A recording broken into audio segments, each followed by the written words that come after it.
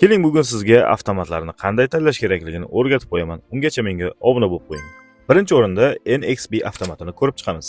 Uni uyga qo'yish aslo mumkin emas, sababi u katta kuchlanishlar uchun ishlab chiqarilgan va himoya avtomati ham emas. Uni qo'ysangiz yong'inga sabab bo'ladi. Qolgan 3 ta avtomatni uyga qo'ysa bo'ladi, lekin ularni to'g'ri tanlov bilan qo'yishlik kerak. Masalan, B turdagi avtomatni faqat lampochkalar uchun yoki mayda sechinadagi kabellar uchun qo'yish to'g'ri tanlov bo'ladi. 3-avtomat, ya'ni S turidagi avtomatlarni uyga qo'ysa bo'ladi. Masalan, ularni konditsioner, nasos kabi narsalarga qo'yish yaxshi tanlov. Bu odatda universal avtomat hisoblanadi. 4-turdagi avtomatlar, bular D avtomatlar. Ular asosan dvigatellar, konditsionerlar, nasoslar va stanoklarda ishlatiladi. Elektrik kasbini tekinga o'rganish uchun bizga obuna bo'lib qo'ying hamda videoga like bosing va yaqinlaringizga jo'natib qo'ying.